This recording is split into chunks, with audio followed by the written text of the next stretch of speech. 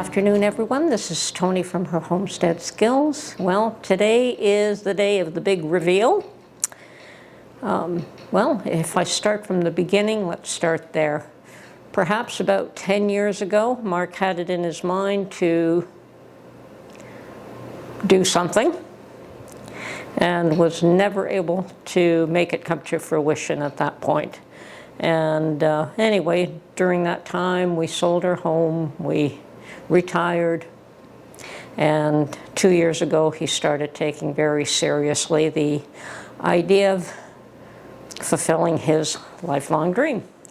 And that dream was to move down south.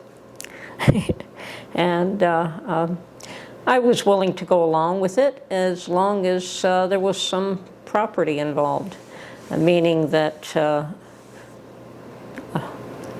a little bit of land. And so we have spent, I don't know if those of you that have been watching our channel for a while know that we've made a number of trips to the US and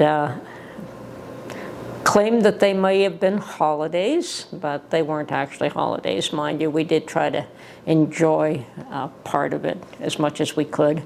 We visited with friends and we did what we could to make it enjoyable, but most of it was very strenuous, to say the least.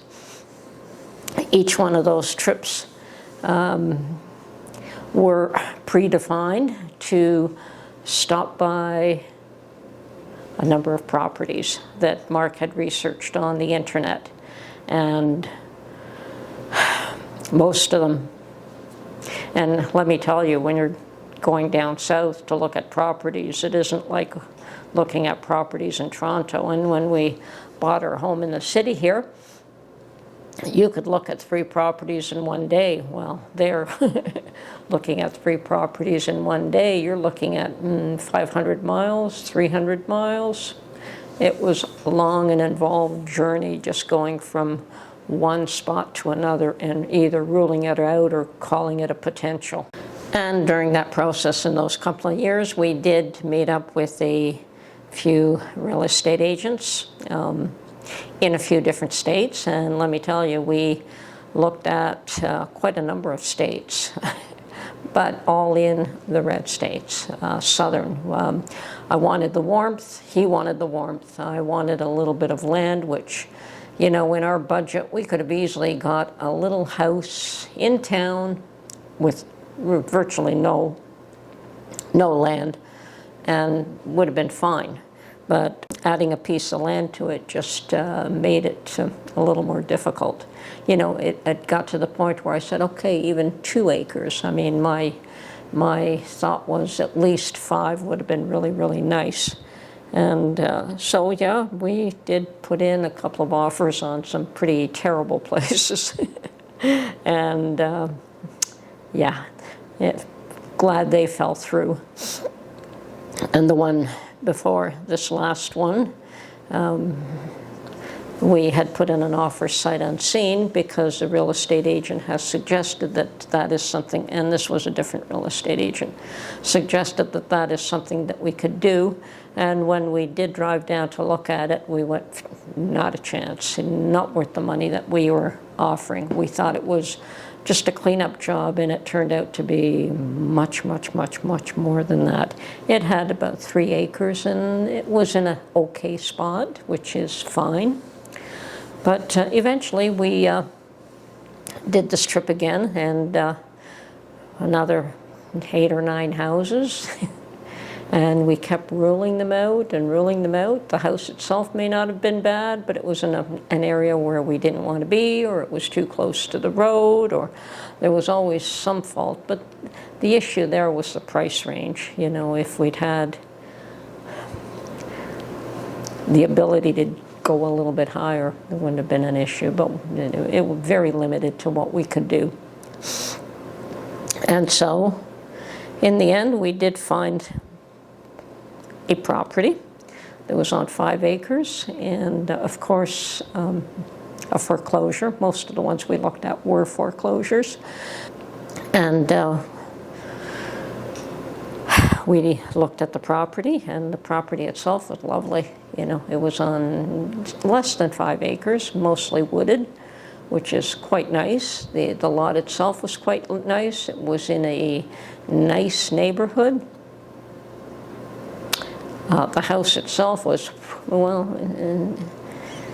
a little cabin maybe, rustic, and had not been lived in years, and a lot of work to do there. The original owners had passed away, and I guess nobody thereafter really cared about the property. And it was initially a much larger piece of land, and that got split off, and the land got sold, and it was just left with this little less than 5 acres with this very rustic cabin type scenario on the property that was not in great shape, and that's okay. You know, Mark does not mind the work, but there is a lot of work there, and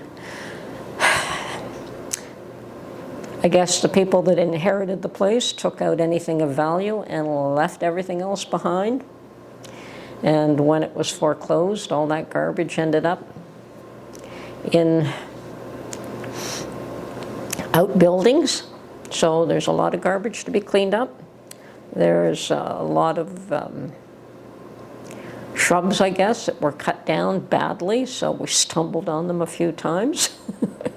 Anyway, we did go have an inspection done, and the last time we were down there, it was strictly to meet with the inspectors and determine what the outcome of that would be. And he told me, yeah, it's going to be a really ugly report. And we knew this anyway. But he also said, well, don't let that scare you. So I think it depends on what you're willing to take on. And, you know, Mark was quite willing to take on, and hopefully he'll follow through. And of course, yeah, the place needs a major, major, major cleanup and renovation probably. But little by little, I don't think we're going to do that in any hurry, but perhaps we can at least go in there and clean it up. So our initial first 2 months down there, when Mark is ready, he's going to pack up all his tools and a few things, and I'm packing up some linens and some kitchen stuff, not a lot, because the place does need a serious cleanup, and we'll do that first before we try to move much of anything in. And, well, see if we could make it cozy, make it home.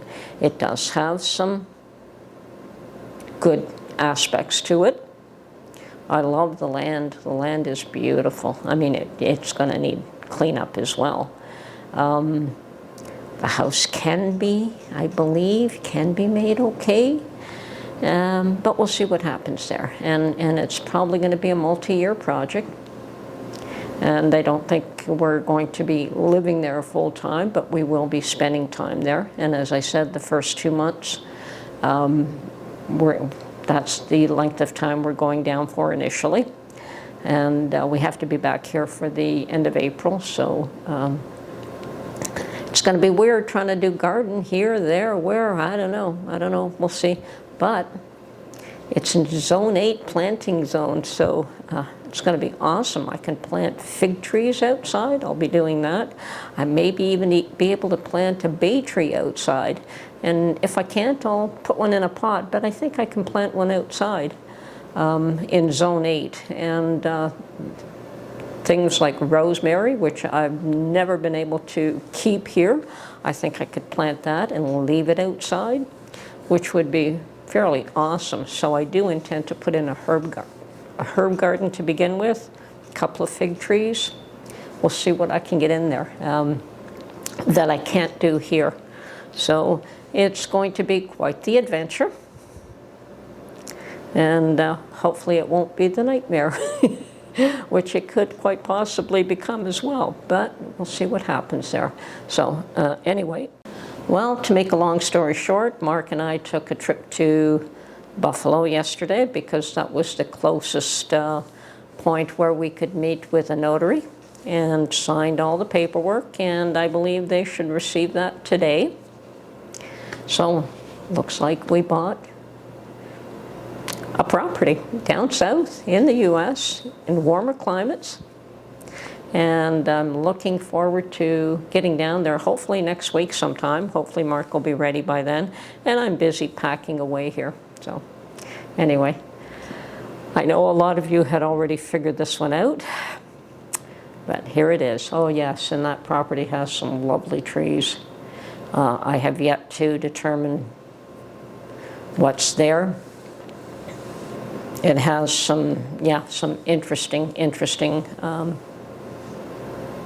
aspects, like definitely has some good, the place has good bones. It's just, can we make it work? And how long will that take? Anyway, new adventure, and we'll see what comes of it.